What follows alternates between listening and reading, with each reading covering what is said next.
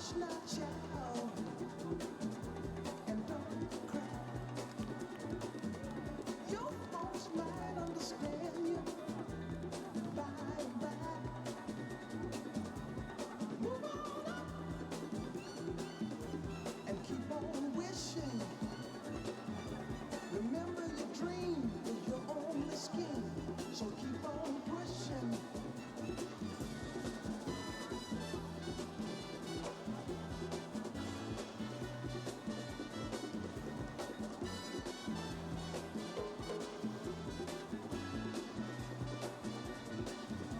Take nothing less than the supreme best. Do not obey rumors people say that you can pass the test. Just move on up to a greater day. With just a little faith, you can surely do it.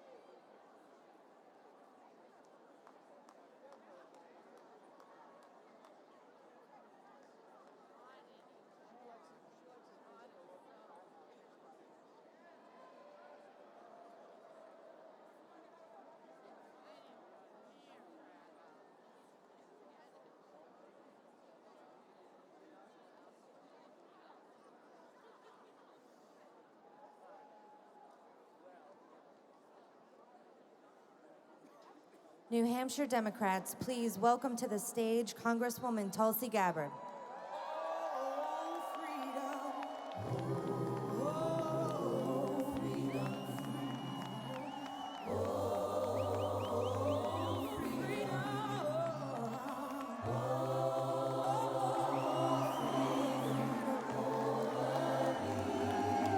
Aloha!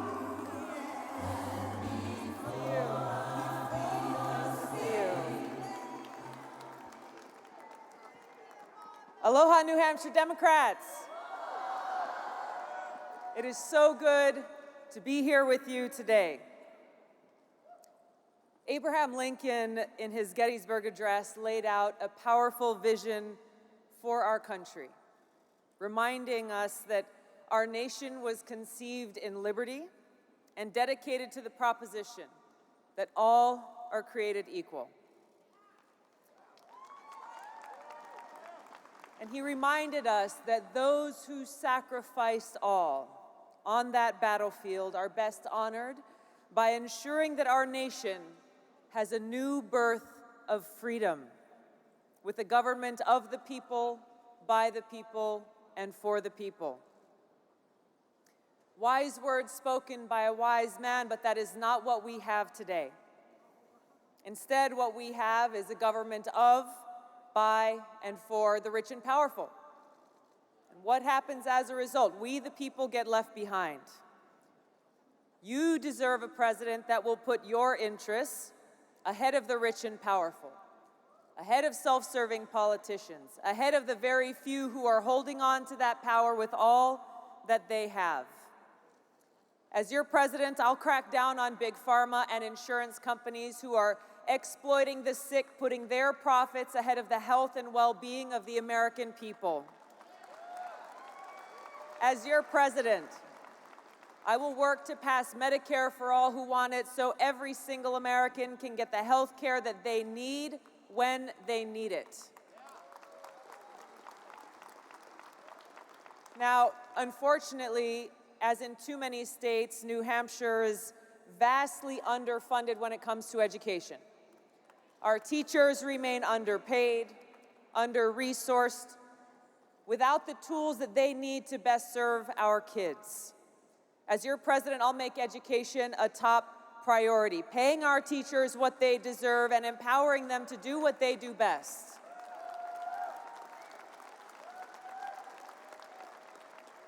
As president, I'll end the federal marijuana prohibition and the failed war on drugs, a war that's ruined so many people's lives. It's torn families apart. It's overcrowded our prisons.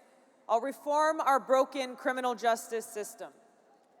And part of that is holding big pharma and those responsible for our opioid epidemic responsible and accountable, prosecuting them, and making sure that we as a country are providing the necessary resources towards those who have fallen victim to this epidemic. Help them on this path towards treatment and the long path of recovery towards a better future and a new beginning. As president, I'll protect our freedoms. You know, we've got overreaching intelligence agencies and big tech monopolies who are undermining our civil liberties and freedoms in the name of national security and corporate greed. I'll protect our constitutional right to privacy and our free speech. Now, I come from a beautiful state, as do you here in New Hampshire.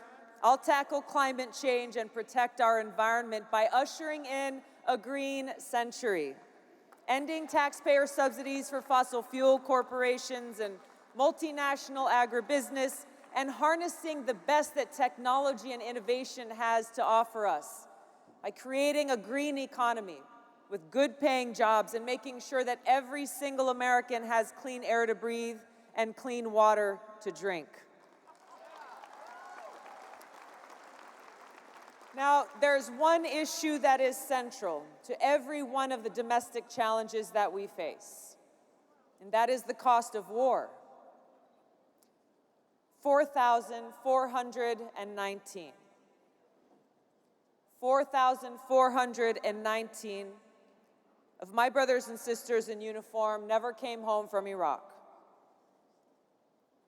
Their families saw them come home in coffins. 2,524 of my brothers and sisters in uniform were killed in Afghanistan.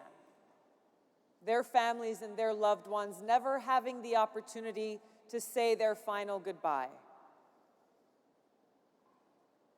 Countless others were injured in combat, came home with both visible and invisible wounds, paying the price for war that would last their lives. These are not just numbers and statistics or headlines that we see every now and then.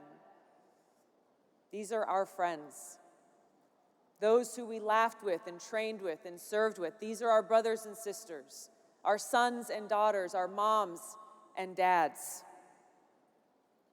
Those who paid the price for these wasteful wars. But really, every single American pays a price. Every one of you here pays a price, whether you realize it or not. Because since 9/11 alone, over $6 trillion have been spent on these wasteful wars to overthrow authoritarian regimes in other countries like Iraq and Libya and Syria, undermining our national security, strengthening terrorist groups like ISIS and Al-Qaeda, taking a toll on American lives, and causing destruction in the countries where we wage these wars. And you've got to understand this, that every single dollar wasted on these counterproductive wars is a dollar coming out of our pockets. It's a dollar coming out of our schools. It's a dollar coming out of our healthcare system, out of our infrastructure needs, out of serving the needs of our people. I currently serve as a soldier in the Army National Guard and have served now for over 16 years and have deployed twice to the Middle East.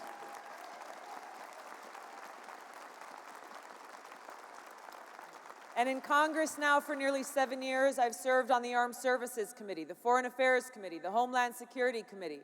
I know the importance of our national security, having a trained and ready military capable of fulfilling their mission of defending the American people, keeping us safe. And I also know the cost of war, because I've seen it firsthand. I also know the most important responsibility the president has is to serve as commander-in-chief. So I want you to know that as president, I will stop warmongers from both parties, neocons and neolibs, from dragging us from one regime change war into the next. Stop those who are hyping up a new war right now as we speak with Iran, a war that would be far more costly and devastating than anything that we ever saw in the Iraq War. Stop those who are escalating, as we speak, a new Cold War and an arms race, escalating tensions with other nuclear-armed countries like Russia and China, pushing us closer and closer to the brink of nuclear catastrophe. As President and Commander-in-Chief, I will end these wasteful wars, work to end this new Cold War and arms race, and lead our nation with a foreign policy that's focused on cooperation rather than conflict. Ending that policy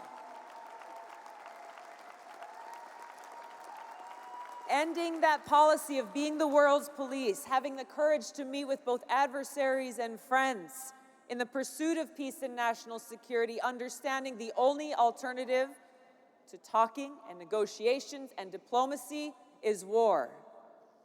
I'll take the trillions of dollars that would continue to be wasted on these wars and weapons, and instead dedicate those resources towards serving the needs of our people right here at home. For things like quality health care for all, protecting our environment, strengthening our economy, investing in education, and so much more. I'll bring these principles, they're at the heart of every soldier and service member, these principles of service above self, to the White House, restoring the values of honor and integrity and respect to the presidency.